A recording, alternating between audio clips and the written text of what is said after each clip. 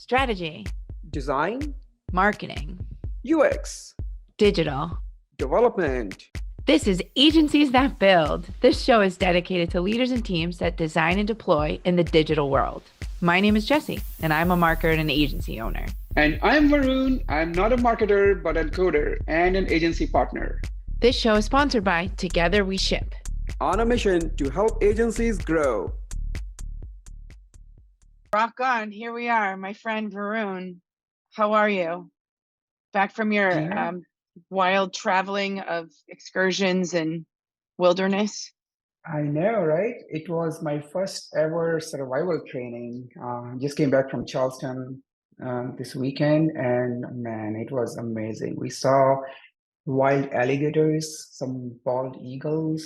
We hiked, we kayaked through the ocean for 3 miles into an island. It was awesome. I mean, amazing experience. I mean, it was great. So we can talk about the whole thing in an episode someday, but we have a lot of side episodes. Right? Sounds good. All right. I'm excited for today's guest. He has been the artistic compass guiding organizations through the mesmerizing world where art and technology meet.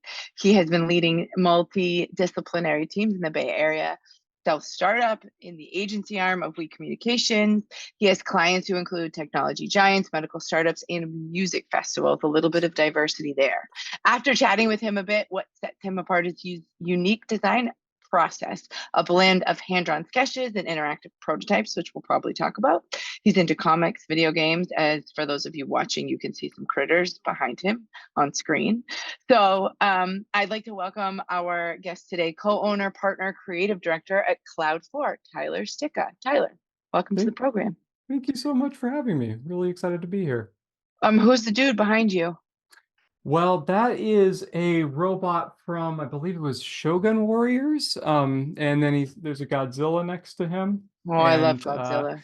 Yeah, I probably have more of a relationship with Godzilla, but the robot was a gift from a family member, and I like robots too. So figure they go well together, although they're a little mismatched. I think the robot has an unfair height advantage on the Godzilla. I mean, they look like they're holding hands, so it's kind of like a nice pairing back there. Godzilla needs a friend. He needs a buddy. Yeah, this is canon now. They are friends. I agree. There you go.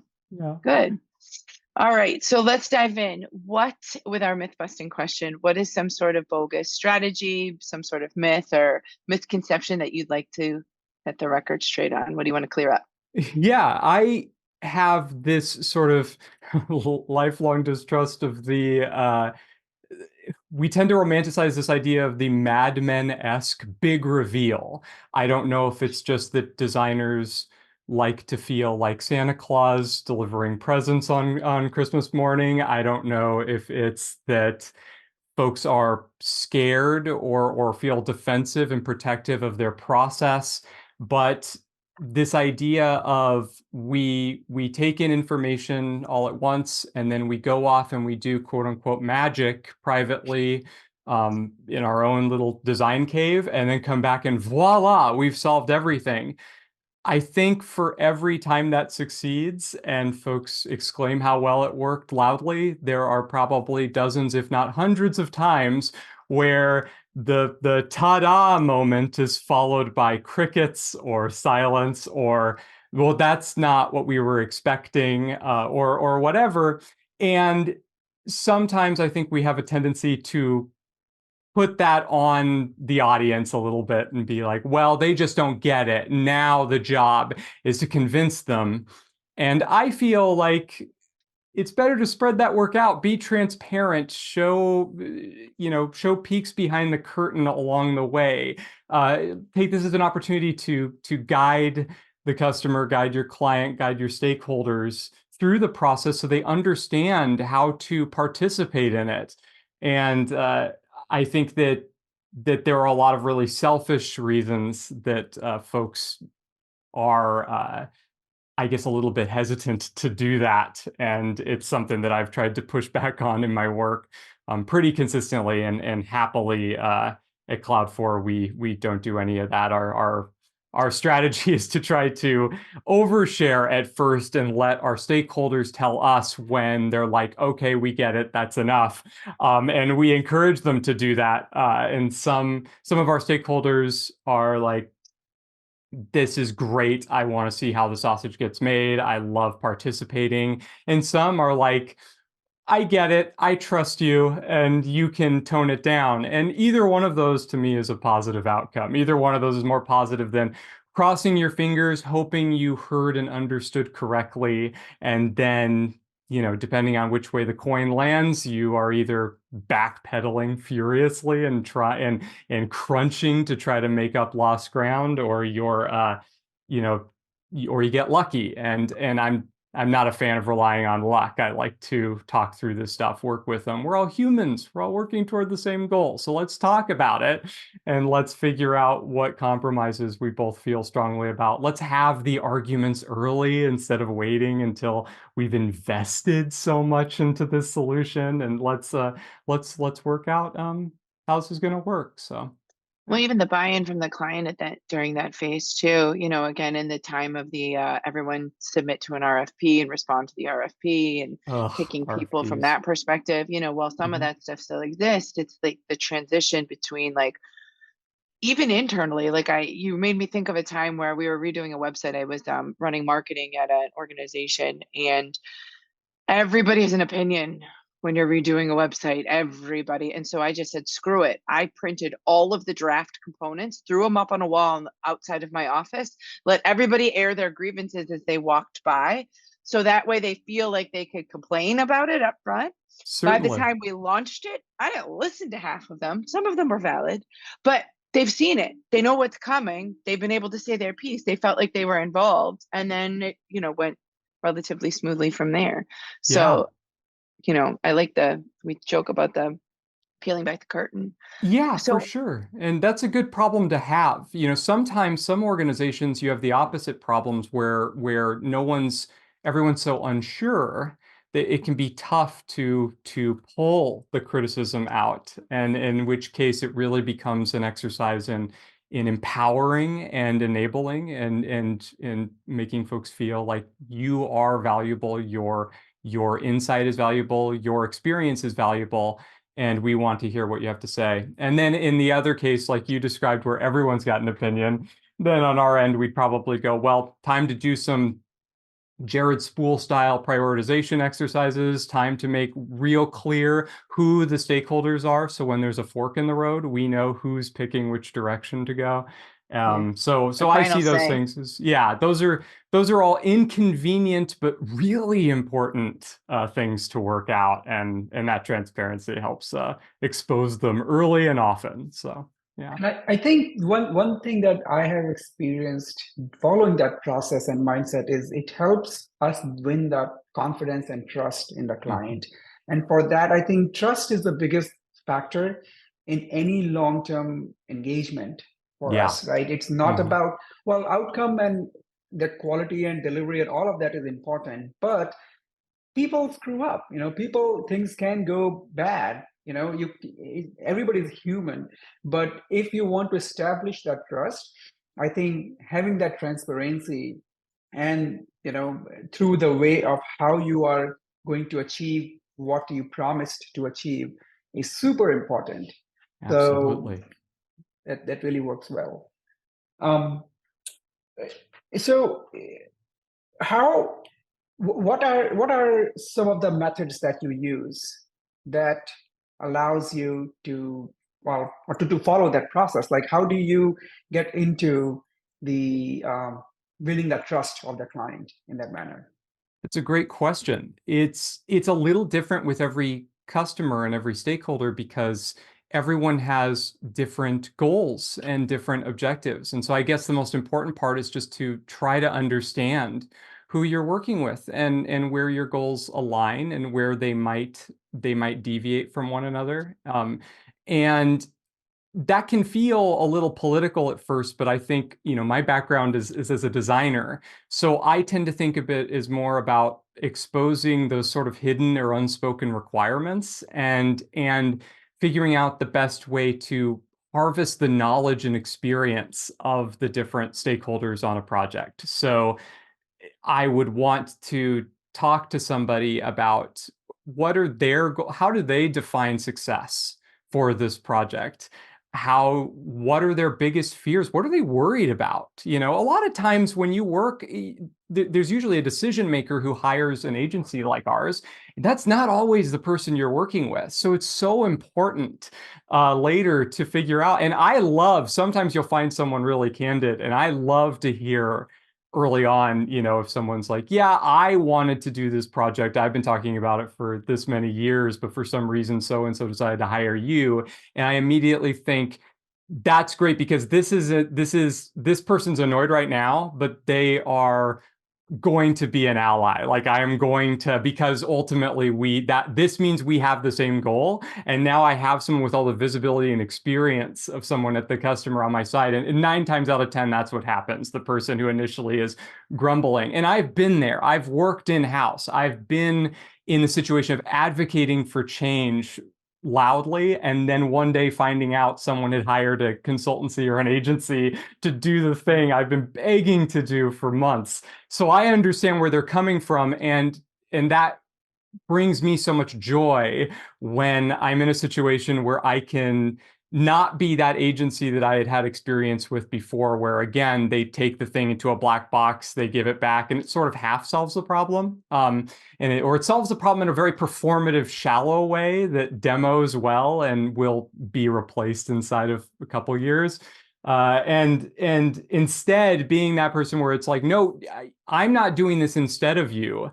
I am going to be the one that makes this happen with you, for you. And that's really, really important. So once you sort of establish those relationships and everything, then it's all about figuring out a way to harvest those ideas and those thoughts and discovery. I'm a big fan of very organic, like quick sketching exercises, the sorts of things that if you have a Sharpie and some sticky notes and a webcam, you can do this, you can participate. That's still sometimes a tall order, but I really try to encourage people and go, this isn't an art contest, but we're just getting ideas out there. So let's have these conversations. And to me, it's actually by being transparent and sort of teaching the customer how to look at unfinished work as you go along.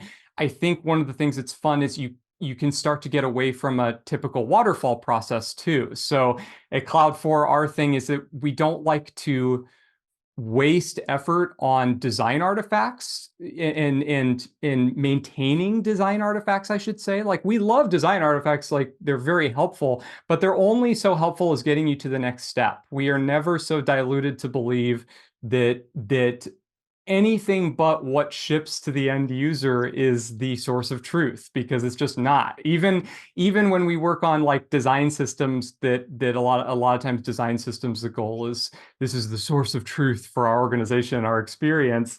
Fact of the matter is, only if it makes it to the end product. You know, all of this is just they're all tools in our tool belt. And so organically along the way, figuring out, okay, based on what we've learned and everything, we think that this project needs mood boards and element collaging phase. And then, you know, sometimes we'll need like wireframes or a sitemap, but sometimes we're like, no, that part's clear. Content's already really worked out. Let's jump right into in-browser prototyping or whatever it is. And that's kind of our big thing, is we do a lot of designing in the browser directly, because we want to, a lot of industrial designers, they will get like machining tools and stuff in the, I guess not a lot, it's actually considered like a luxury. Like, I think I read like a Johnny Ive profile where he was saying how people asked why they brought like aluminum machining tools into the design space. And he was like, you got to know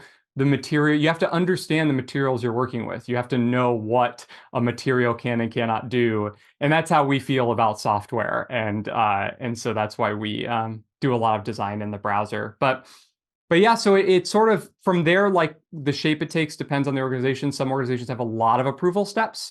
And in that case, you have to have more artifacts and a few more steps to make sure you're checking the boxes, make sure that you're getting the correct approvals.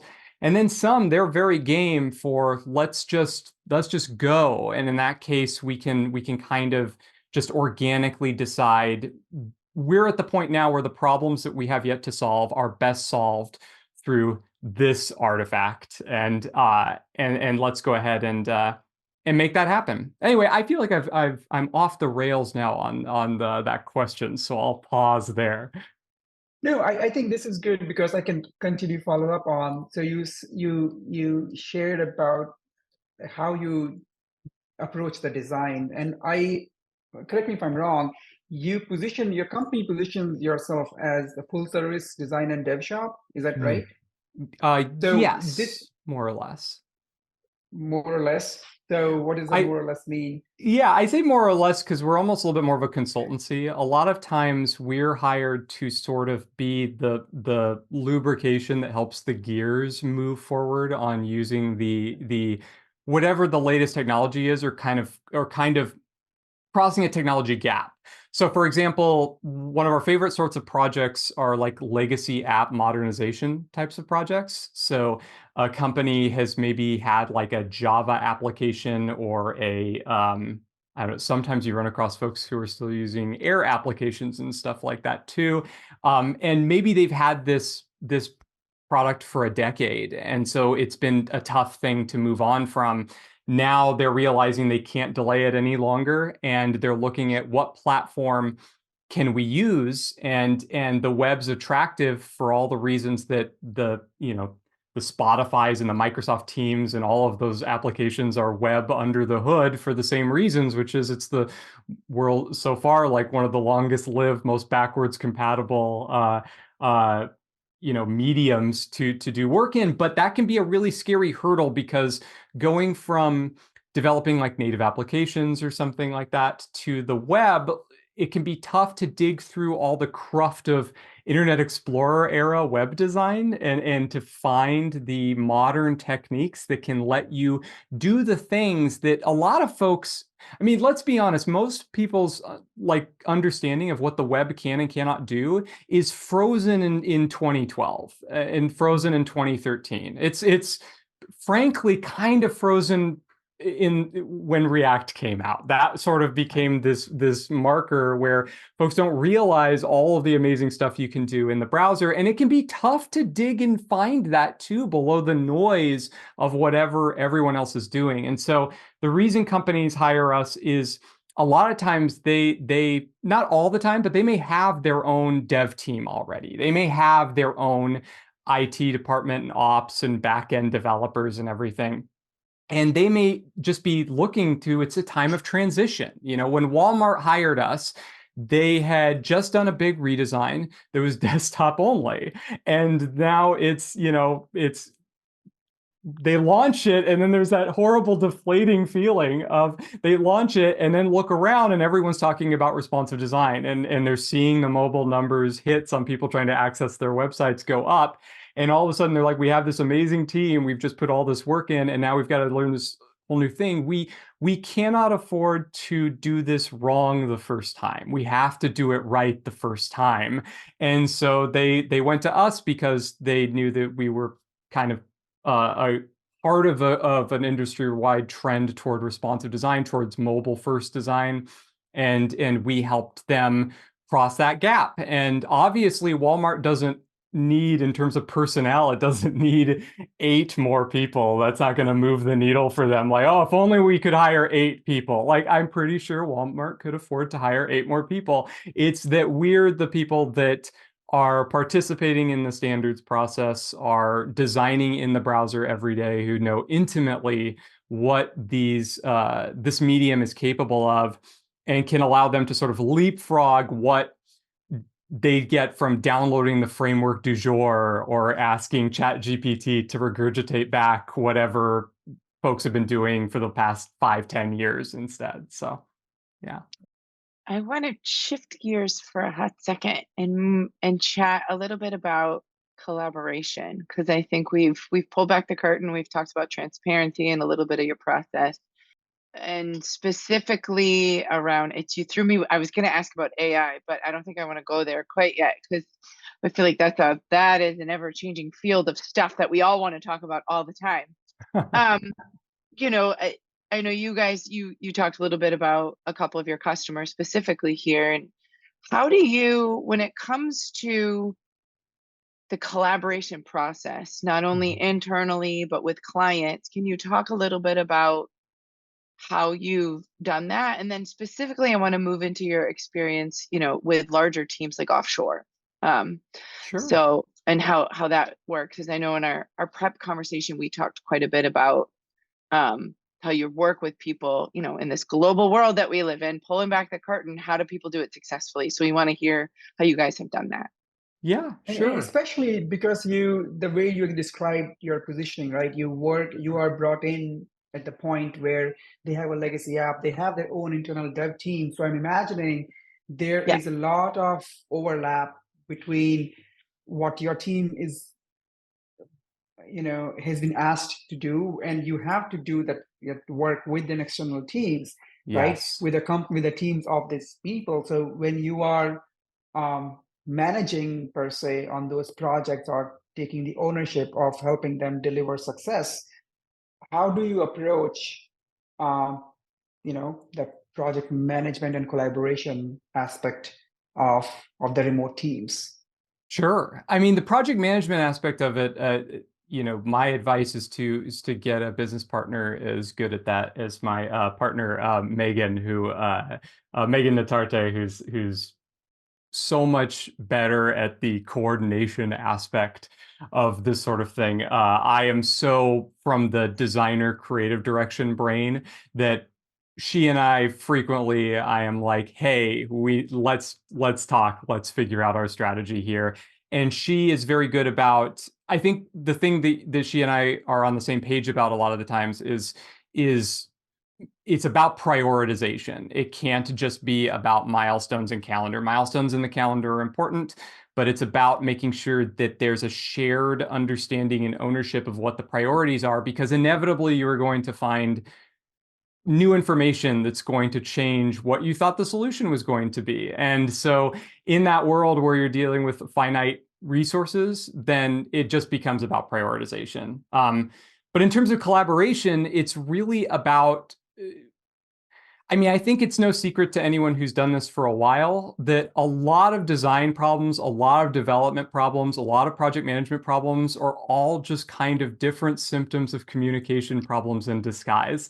And oftentimes, the biggest thing is to figure out who's not talking that should be, and what can we do to get them talking. So at Cloud4, we rather famously have a lot of developers that I say famously, for folks who've worked with us, they learned that a lot of our developers started as designers and pivoted at some point in their careers, and all of our designers will have always, the minimum is that you have to be comfortable with HTML and CSS, and that helps us be the sort of folks that can talk to both the creative and the technical side, no matter what phase of the project there is. A good example of where that really comes in handy is we're working on a project right now where there were some designs and prototypes that were done with accessibility in mind. And there was something where there was an accessible shortcoming in one of the interfaces that no one caught during that phase. What's wonderful is one of our developers was implementing it and caught that, and we can stop and all get the designer together, get the team together, and go, here's the problem. What do we want to do? We can get the client involved in that conversation, and we can talk about it in the moment because everyone is invested in. We're all working toward a user experience. We just have different strengths and focus areas. And we try to do as much of that as we can with the teams that hire us, which can be really fun. It can be really fun to take a team where they work in different buildings, different floors, different locales, and encourage them like, hey, we want the engineering team to be in these design team meetings, and we want them to speak up when we are doing something that is going to make their lives significantly harder. Because if past a certain point, there's certain things where they're difficult but important, and in that case, it helps for them to have context. If they're going to need to work their butts off to execute on it, gosh, I don't know about you. I'd sure love to know why that's important. And And on the flip side, it might be really unimportant. And if someone brings up, hey, this is going to be really difficult for reasons A, B, and C, that's not important. So let's simplify, let's condense. And then there just comes the different organizations. Sometimes that's not always possible to the degree that we don't expect every designer we work with to roll up their sleeves and learn HTML and CSS. We don't expect every developer that's hired to sort of help overcome these log jams, because we can be that sort of adaptive force. But what has been really rewarding, though, is I say that, but it's happened pretty frequently that we will, we'll work with customers again, they'll hire us again and everything. And when we come back, they end up incorporating some of our process into what they do, which isn't a requirement. It doesn't always happen, but it happens more often than I would expect it to. And that's in some ways, sometimes the most rewarding thing, is to come back later and have them go, we really liked that and how that turned out. So we're going to try to do that. And it's like, what's an example of that? While you're talking about it, can you give us a nugget or a tip? I know I'm putting you on the spot. A nugget or a tip? Yeah, with that, what's something that you've noticed that a customer has snagged and included in their process that you guys do that you're like, oh, nice. Yeah, definitely. So one of the things that's really interesting at companies is I mentioned that we do a lot of like prototyping in the browser. And it's so common that you'll have, on a team, most of the designers going, okay, that's interesting, but I'm not really. But oftentimes there's one person or two people or three people who are like, finally. And in some cases, we've had folks confide in us. I've been kind of wanting to do this. I'm sick of maintaining, one mock-up per breakpoint for 30 different interface designs for months and months and months.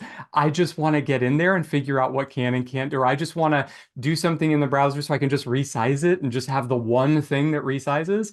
And for whatever reason, there's pushback on that. Maybe the pushback's internal. Maybe it's just a fear of doing things differently, trying things differently. But sometimes there's literal pushback. We go in and we sort of make that less scary, or we show a process for how that can work. And there's been a few teams where later on they have incorporated that sort of exploration in their process. And sometimes an individual can even become like, they end up being the expert internally there on, we really need an interactive prototype for this. Let's go ahead and beyond what we could get with, a Figma prototype or an InVision prototype. Like we need to know, does this, to borrow a term from Frank Camaro, like, does this fit into the web's grain, or are we working against the web's grain right now?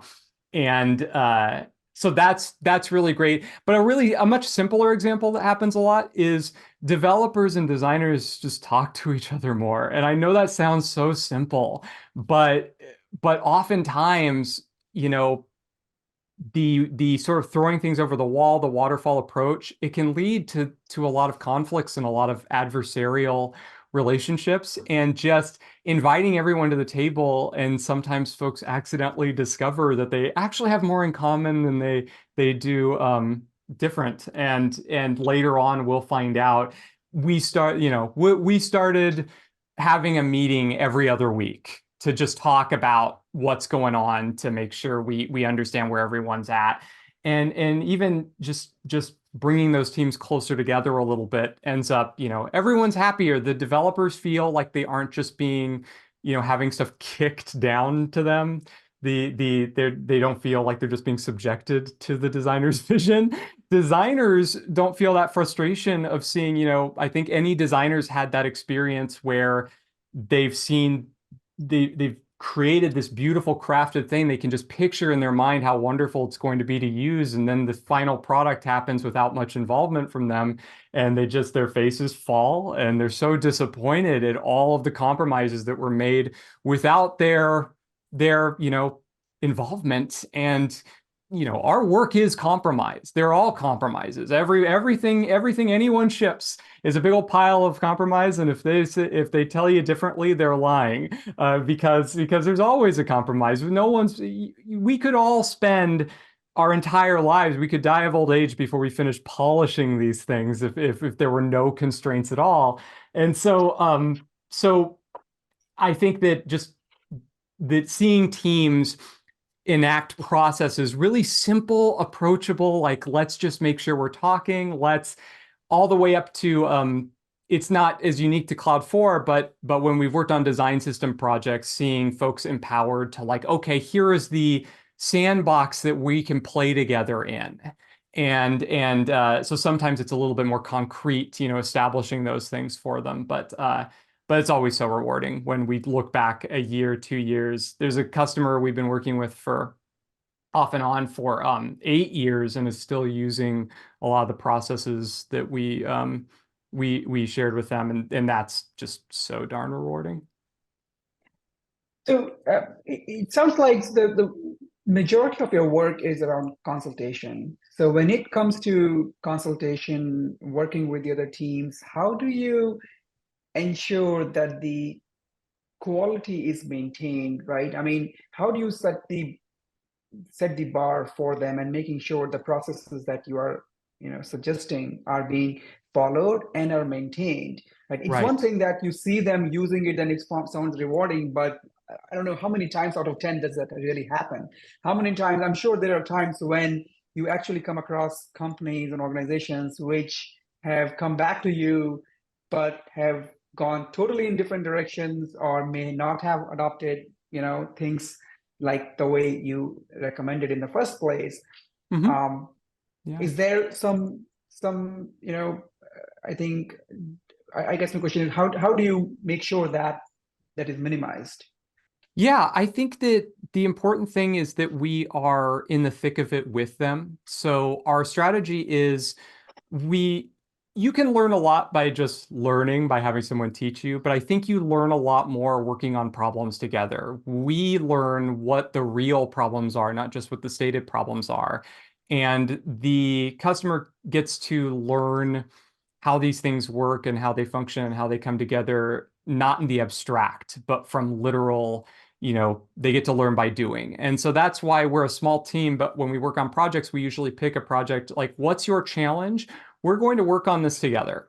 So we're going to be part of your team. You're going to be part of our team. We're on a team together working on this. We're not just, we do occasionally do consulting projects that are strict consulting, where look at what we're doing and tell us what we should be doing differently. And that's fine. We appreciate that work and everything. And it's sometimes hard to track how much of the recommendations were followed and how much weren't. Sometimes they are, sometimes they aren't.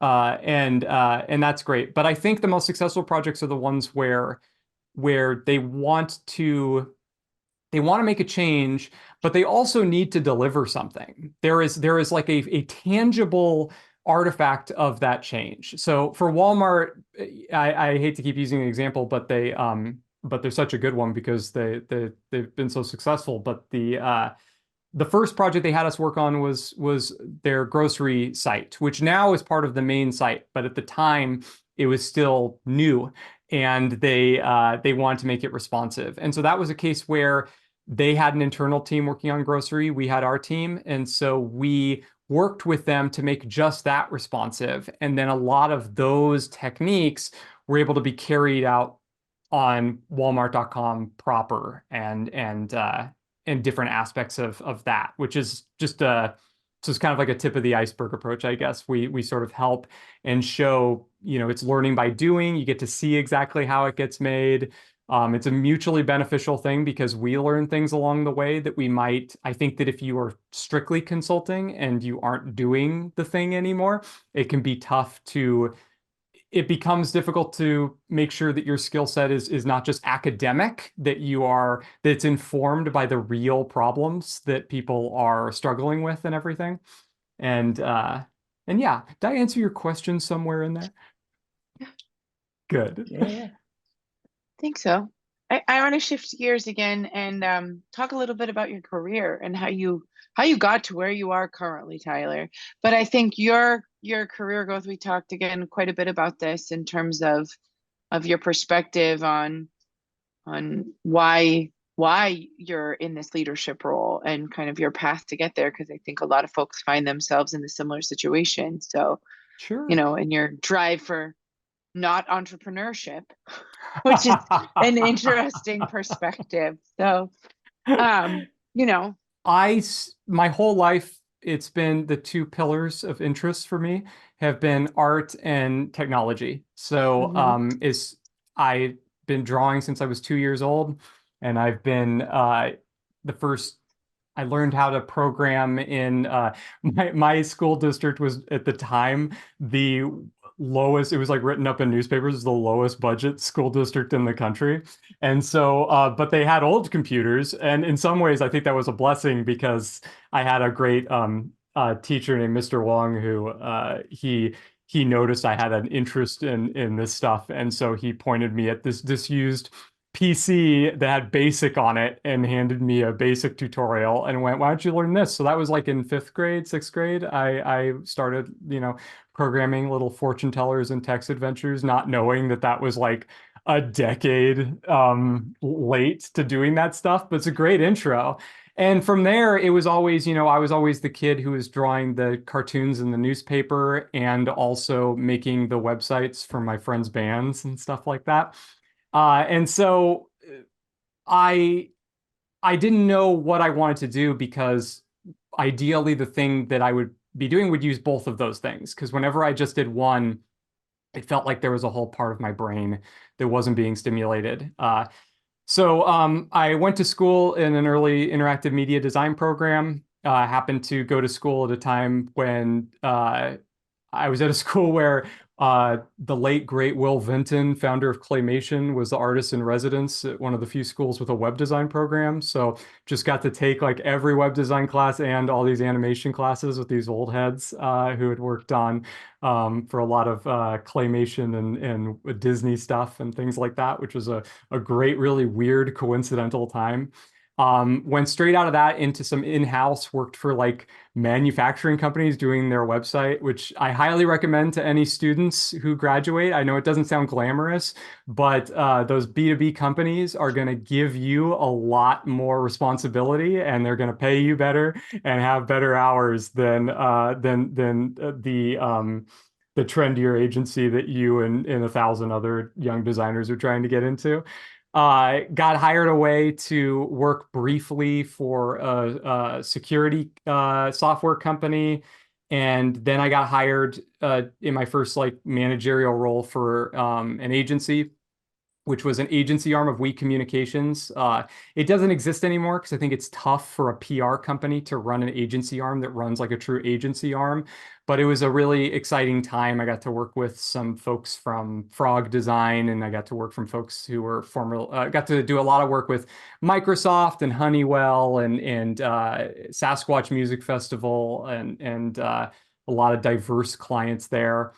Left that briefly. While I was there, I started designing games, iOS games. I had one that really took off and not really took off. It took off for an early App Store hit. It was not, I don't have a mansion or anything like that, but it was featured by Apple. It was weird to have like Dead Space was the feature and then My Game Ramps was the feature. So that was exciting. And so for a time, I pivoted into native app development. I worked for a stealth startup that didn't end up succeeding, did not win the Silicon Valley lottery. That's okay. Most people don't. And after that, I had sort of in the Portland area been talking with Jason Grigsby, and he and I had spoken at a few of the same conferences. So we decided when I was seeing that startup wasn't going to succeed, I went and re-entered agency life at a place that had the flexibility to allow me to adapt my style and not waste time on those design artifacts and everything. And eventually kind of just hit a point where, I've never been seeking control or power in design. I'm not in and of itself, but what I do want is I do want say in the final product. What really kind of gets me is when I ship something and I'm like, gosh, I know that could have been better if only there'd been the trust, or if only we had done this process instead. And so I think at a certain point, you eventually, that's what that's what kind of drives folks like me into like a managerial role. Like you realize your ambitions aren't something a single person can really move. So now you've got a team of folks who are executing on it, and that's rewarding. But at a certain point, you then run up against leadership and everything. And so there was a point at which Jason and folks were like offered me and Megan, who I mentioned earlier, a partnership, and wanted to know if we wanted to try that. So for me, that was a new challenge, and it was a way to, the buck stops here now. I can put my money where my mouth is. I can, you know, if I felt a ceiling on the quality I can deliver as a designer before, now who am I going to blame, right? I guess I could blame the client, but that's a bad look. That we wouldn't be doing this if not for the client. So really, it's a chance to prove to myself that that I'm not full of it, and that I can sort of deliver things that I'm proud of consistently, and that meets my standard, and I can pursue the process that I think is the right process that I've seen work for customers and everything, and make sure that we get out of our own way. And so that's been really I know I've used the word rewarding a lot, but that's been challenging in a lot of ways, because I've had to learn how to be an entrepreneur and a business owner, which you'll notice that wasn't in my description. I said technology and design. I never said and entrepreneurship. That wasn't really, I am not someone who was pursuing business for its own sake. And that is something that I definitely still consider myself a student of. But it's been very rewarding to be in a position where I can argue for certain design processes, and then realize, who am I arguing with? Let's just do it. And to see those rewards, and to measure them against the realities of what organizations are going through. It's both been a chance to exercise those muscles that I didn't have before, but also I understand now the constraints a little better that I was working with in between. I don't abide by most of them. I think they're all solvable communication problems, but at the same time, I feel like, oh, okay, those didn't happen in a vacuum. Those didn't happen because people are lazy or people are not listening. There are a certain amount of factors, some political, some financial, some in terms of hiring predictability, that influence why these patterns or these obstacles recur so often. And that's been really, really helpful. And I don't think I'd be able to get that same exposure if I wasn't in a position of the buck stops here, and I'm responsible for the output of this company and this team. This is a lot of good insights. I feel like there's been a couple of good themes that we've covered in our chat today around transparency and communication, which seems to be the theme actually of this season in particular. It's nice that we're all consistent, at least. Nice. So we've got one last question for you in our chat today. What's exciting you about the future? What are you looking forward to outside of turkey? Yeah, for sure. Happy We're Thanksgiving. recording this right around Thanksgiving for those of you watching out of order. For those listening or watching, I hope you had a wonderful Thanksgiving.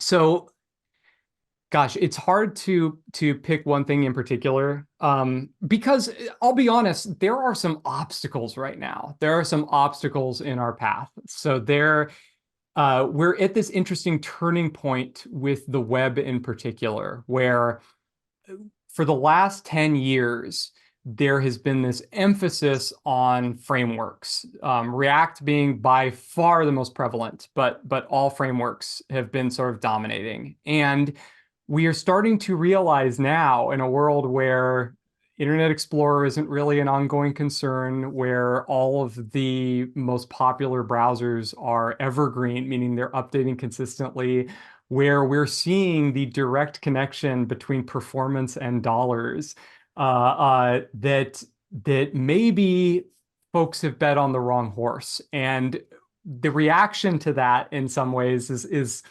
some folks can react to that by digging their heels in and trying to twist something to sort of meet a goal it wasn't intended for. Or folks can say, all right, let's steer the ship the right direction, whether it's 2 degrees this way or 2 degrees that way, or or whatever. Obviously, if you've listened to this podcast, you know what side I fall on. My whole job is to help folks pick whatever the most modern, unique, interesting, and performant and reliable techniques are. So I'm biased. I want the new thing. I want folks to move forward and evolve the web. And so I guess there's some nervousness there because that might not happen. We might end up in 10 more years, still contending with the baggage of an older web, which I hope isn't the case. I think that there's a lot of potential in things like AI. I think there's a lot of danger in things like AI. So all I'll say is that I'm excited to continue to work on projects that can make use of the light side of the force and be making decisions based on what's best for the user. And so the things I'm excited about are things like view transitions in browsers that will encourage folks to make experiences with animation more simply, that do not rely on as much weight that is going to bog down different devices. I'm excited for the additional exposure that accessibility concerns have been getting, because accessibility is just usability. Everyone deserves to be able to access all these different experiences that we're creating. And even though we have so much work to do, it's wonderful. A win for accessibility is a win for design in general. And so I love the visibility that's been getting. And I guess if I had to summarize, I'd say I'm excited for the opportunity to do the right thing in those regards, to make the best use of these browser capabilities, to design the best, most accessible experiences as I can, and to use these sort of trends to inform and let folks know, like, we have so much work to do when it comes to the web. Anytime folks say like, "Oh, web design's a solved problem," I think, have you used websites lately? Are you using the same internet as me? I mean, let's be real here. 9 times out of 10, you navigate to a URL and it is a litany of intrusive pop-ups and permission requests and this analytics thing, and you get this live chat widget that's floating here on the side, and you have this accessibility overlay that actually made things less accessible somehow, and you have all of this crap and cruft, and there's this the opportunity to, with all of these new tools that browsers have shipped, with all of these new capabilities, with all of this new knowledge we have about accessibility and what the requirements are there and this visibility, there is this opportunity to, when you work on a web project, you shouldn't be thinking like, "Oh, this again." You should be thinking like, "No, we still haven't gotten this right. There is still so much to do." And every project is exciting because it's an opportunity the bar is so low right now that there is so much opportunity to just smash through it and deliver stuff. Every project, there's at least one thing we're doing where folks are like, "I didn't even know you could do that." And I'm thinking like, not only could you do that, you could have done that for the last 5 years, but we're all just drowning in our heavy frameworks and our third-party scripts and our pop-ups, stuff like that. So there's so much opportunity here. To anyone listening, like, the easiest way to leapfrog your competitors is to just push aside the cruft, pick one thing. It doesn't have to be your whole thing, just one part of your experience. Try that you can safely push aside the cruft, educate yourself on what browsers are capable of today, and make some 2023, 2024 decisions instead of 2013 decisions. And sky's the limit right now for what we can accomplish. Epic, I think. Epic opportunities available. So this Absolutely. has been a great chat. So thank you so much for joining us today, Tyler. Thank you for having me. Really appreciate it. And Varun, as always. So for folks listening or watching, where you can find Tyler, he's on the LinkedIn, or you can go to cloud4.com and all of the additional references to find him online are there. So that's it, everyone. If you learned something today or laughed, please tell somebody about the podcast. Thank you so much and have a great day. Thanks for listening. Find our other episodes on agenciesthatbuild.com. Plus, we're listed anywhere you find your favorite podcast.